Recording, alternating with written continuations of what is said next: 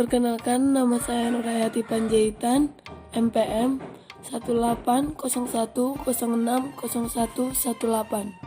Nama saya Rizka Sialoho, NPM 1801060119. Perkenalkan, nama saya Cindy Maria Munte, NPM 1801060117. Nama saya Resti Hasyana Sitorus, NPM 1801060120. Perkenalkan, Ruth Merdawati Syaan, NPM 1801060121. Perkenalkan, nama saya Elpita R. Nababan, NPM 1801060115. Perkenalkan, nama saya Mega Tiori Sautasoid, NPM 1801060123.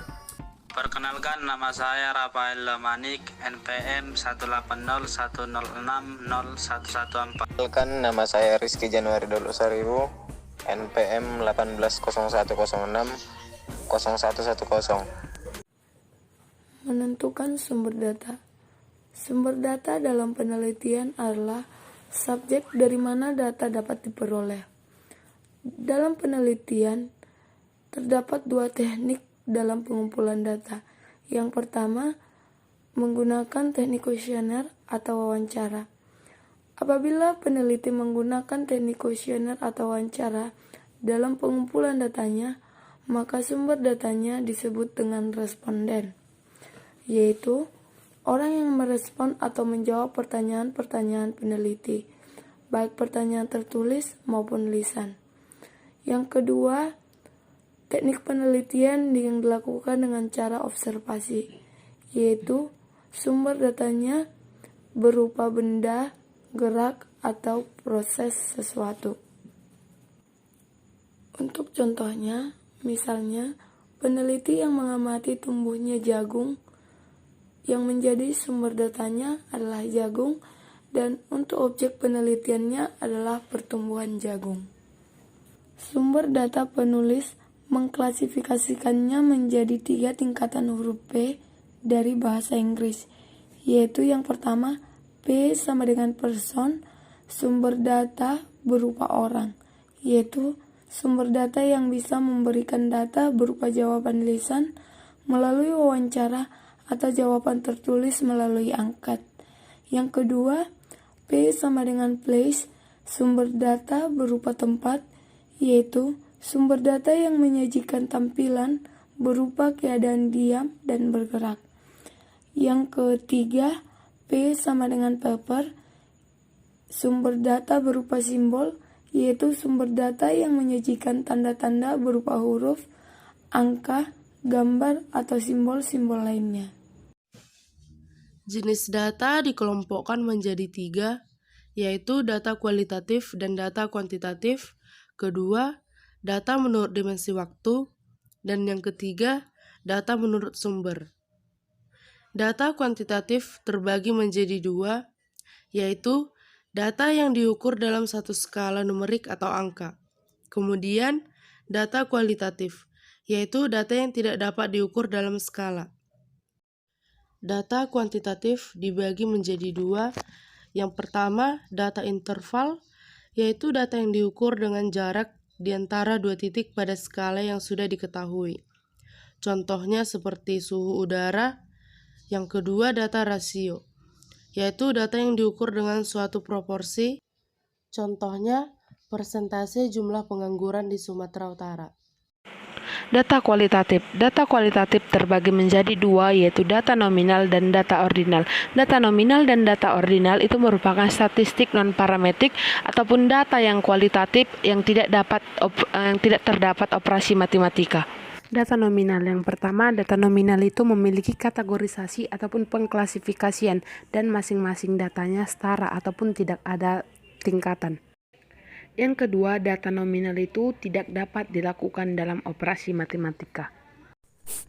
Contoh data nominal, variabelnya merek smartphone yang disukai masyarakat yang terbagi menjadi kategori untuk handphone Apple dalam kategori 1, untuk handphone Samsung dalam kategori 2, untuk handphone Oppo dalam kategori 3, dan untuk handphone Vivo dalam kategori 4. Data ordinal. Nah, untuk data ordinal ini hampir sama dengan data nominal, karena ini masih dalam ranah kualitatif. Namun, bedanya data ordinal ini yaitu, yang pertama, data ordinal itu data yang diklasifikasikan ataupun dikategorisasikan dan masing-masing datanya tidak setara ataupun ada tingkatan, di mana bisa saja data yang pertama lebih tinggi tingkatannya dibandingkan dengan data yang kedua maupun dengan data yang lainnya. Yang kedua, data ordinal itu tidak dapat dilakukan operasi matematika. Contoh data ordinal, tingkat kepadatan penduduk daerah di Pematang Siantar. Untuk kepadatan penduduk yang sangat rendah diberi kode 1, untuk kepadatan penduduk yang rendah diberi kode 2, untuk kepadatan penduduk yang tinggi diberi kode 3, untuk kepadatan penduduk yang sangat tinggi diberi kode 4. Jadi, data nominal, data dari kategorisasi ataupun klasifikasi, namun masing-masingnya tidak ada berhubungan. Sedangkan data ordinal, data dari kategorisasi ataupun klasifikasi, dan masing-masingnya ada hubungan. Data menurut dimensi waktu dibagi menjadi 3. Yang pertama, data runtun waktu. Dalam data runtun waktu ada 4 bagian, yaitu yang pertama, data harian, data mingguan, data bulanan, dan data tahunan. Yang kedua, data silang tempat atau cross section. Dalam data ini dibagi menjadi 3. Yang pertama, data sensus penduduk. Yang kedua, data jumlah penduduk. Yang ketiga, laporan keuangan perusahaan. Data polling. Data polling berupa kombinasi antara data runtut waktu dan silang tempat. Data menurut sumber. Data internal dalam organisasi yang dimana dalam suatu data yang didapat dari pihak organisasi atau perusahaan itu dilakukan dengan adanya penelitian yang dimana data internal ini dihasilkan dari kita sendiri dan bukan orang lain. Data eksternal adalah data luar organisasi atau pihak luar perusahaan yang dimana data yang menguraikan faktor-faktor yang mempengaruhi situasi atau kondisi yang berada di luar organisasi ataupun luar perusahaan tersebut. Data primer adalah data yang dimana yang dapat diperoleh langsung oleh peneliti dengan cara menjawab pertanyaan-pertanyaan yang telah disajikan. Data sekunder adalah data yang diperoleh secara tidak langsung, baik itu buku ataupun catatan yang telah ada, di mana penelitian hanya membutuhkan pengumpulan data dengan cara mencari sumber datanya. Dalam suatu wilayah, sumber data dapat diperoleh sebagai subjek penelitiannya. Contohnya seperti penelitian populasi. Penelitian ini hanya dilakukan dengan adanya jumlah keseluruhan subjek dan seluruh variabel yang terkait dengan sebuah topik penelitian yang mau diteliti. Penelitian sampel, yaitu sebagian atau wakil populasi yang diteliti. Penelitian sampel dilakukan jika, yang pertama, kita hanya meneliti sebagian dari populasi, yang kedua, subjek dalam populasi homogen. Keuntungan jika menggunakan sampel yang pertama itu adalah subjek pada sampel lebih sedikit dibanding dengan populasi. Yang kedua, lebih efisien. Yang ketiga, pengumpulan data menjadi lebih teliti. Yang keempat, tidak memungkinkan dilakukan penelitian populasi. Metode pengambilan sampel yang ideal mempunyai sifat-sifat antara lain. Yang pertama, dapat menggambarkan keseluruhan seluruh populasi. Yang kedua, dapat menentukan presisi dari hasil penelitian. Yang ketiga itu sederhana. Dan keempat, memberikan keterangan sebanyak mungkin dengan biaya serendah-rendahnya. Ada 4 faktor yang harus dipertimbangkan dalam menentukan besarnya sampel dalam suatu penelitian. Yang pertama, derajat keseragaman dari populasi. Semakin seragam, semakin kecil sampel yang perlu diambil. Yang kedua, presisi yang dikehendaki dari penelitian. Semakin tinggi tingkat presisi, semakin besar jumlah sampel yang harus diambil. Semakin besar sampel akan semakin kecil penyimpangan terhadap nilai populasi yang didapat. Yang ketiga, rencana analisis. Terkadang besarnya sampel masih belum mencukupi kebutuhan analisis, sehingga mungkin diperlukan sampel yang lebih besar. Yang keempat, tenaga, waktu, dan biaya. Jika ingin presisi yang tinggi, maka jumlah sampel harus besar. Apabila teknik yang digunakan tepat atau sesuai, maka kepresentatifan sampel juga terjaga. Cara pengambilan sampel. Ada 2 macam rancangan pengambilan sampel. Yang pertama, probability sampling atau sampel acak. yang artinya setiap unsur populasi mempunyai peluang yang sama dan dilakukan secara acak tanpa memperhatikan strata yang ada di populasi. Probability sampling terbagi lagi menjadi sampel random sampling atau sampel acak sederhana.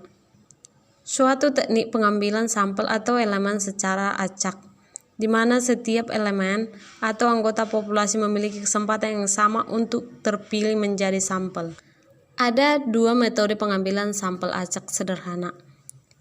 Yang pertama, pengundian. Pengundian adalah elemen manapun yang terpilih menjadi sampel dapat mewakili populasi. Yang kedua, menggunakan tabel bilangan random. Yang artinya jika analisis penelitiannya cenderung deskriptif dan bersifat umum. Data menurut runtun waktu atau time series. Data time series atau data deret waktu adalah data yang dikumpulkan dari beberapa tahapan waktu secara kronologi. Data deret pada umumnya merupakan kumpulan data dari suatu fenomena tertentu didapat dari beberapa interval waktu tertentu, misalnya mingguan, triwulan. Data silang tempat atau cross section. Data cross section adalah data yang dikumpulkan pada waktu dan tempat tertentu saja. Data ini umumnya mencerminkan suatu fenomena tertentu dalam suatu kurun waktu tertentu saja.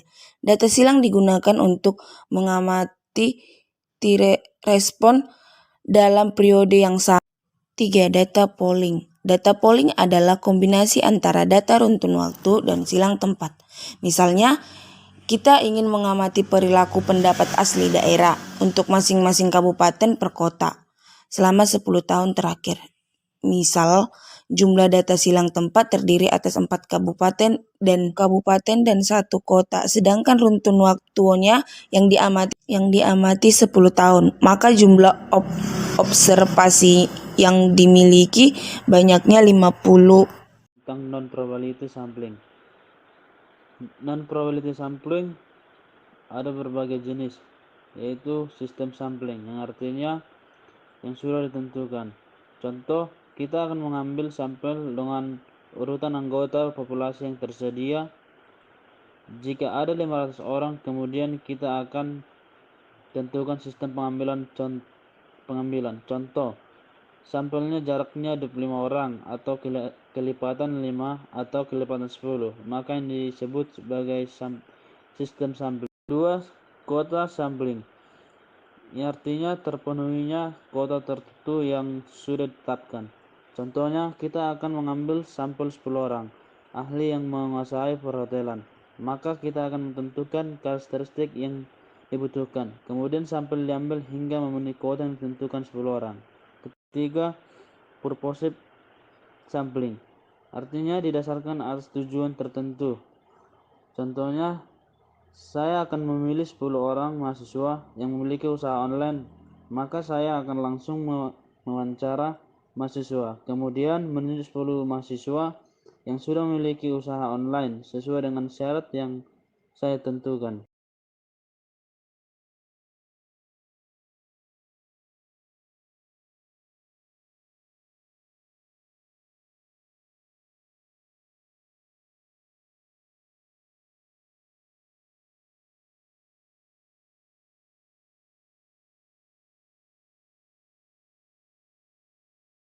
Selanjutnya, accidental sampling.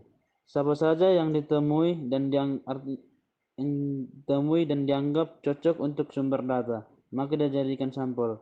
Contoh, saya akan memilih sampel 20 mahasiswa untuk diwawancara, kemudian saya sedang berkunjung ke salah satu pameran, saya menemukan beberapa mahasiswa sedang berdiskusi, sehingga saya menunjuk mahasiswa tersebut sebagai sampel saya.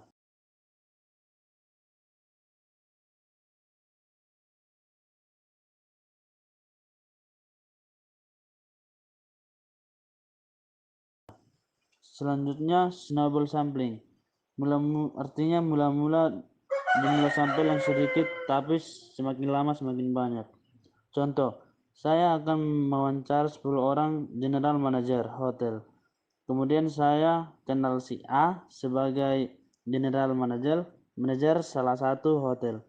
Setelah wawancara itu, saya meminta general manager tersebut untuk menunjuk general manager lainnya untuk menjadi sampel saya, dan seterusnya. Sampai dengan 10 sampel saya terpilih. Penelitian kasus, di mana pengertian penelitian adalah pencarian atas sesuatu secara sistematis dengan penekanan bahwa pencarian ini dilakukan terhadap masalah-masalah yang dapat dipecahkan. Kasus itu sendiri adalah sesuatu yang dipandang sebagai suatu sistem kesatuan yang menyeluruh, tetapi terbatasi oleh kerangka konteks tertentu. Sebuah kasus adalah isu atau masalah yang harus dipelajari yang akan mengungkapkan pemahaman mendalam tentang kasus tersebut sebagai suatu kesatuan sistem yang dibatasi yang melibatkan pemahaman peristiwa, aktivitas, proses, atau satu atau lebih dari satu individu. Penelitian merupakan kegiatan yang kerap dilakukan oleh kalangan awam, akademisi, maupun ilmuwan. Untuk mencapai hasil-hasil yang memuaskan, dibutuhkan metodologi penelitian yang meliputi langkah-langkah dan proses yang sistematis, serta didukung data yang akurat. Di antara lain adalah penelitian kasus, yang bermaksud mempelajari secara intensif tentang latar belakang keadaan sekarang dan interaksi suatu sosial, individu, kelompok, lembaga masyarakat. Misalnya, studi secara intensif tentang sosial kebudayaan suatu kota metropolitan, studi lapangan tentang kelompok masyarakat terpencil, dan lain-lain, dengan ciri-ciri kegiatan penelitian yang mendalam mengenai kasus tertentu, yang hasilnya merupakan gambaran lengkap dan terorganim mengenai kasus itu. Penelitian ini antara lain mencakup keseluruhan siklus kehidupan, kadang-kadang hanya meliputi segmen-segmen tertentu pada faktor-faktor kasus, dan penelitian kasus cenderung untuk meneliti jumlah unit yang kecil, tapi mengenai variabel-variabel dan kondisi yang besar jumlahnya.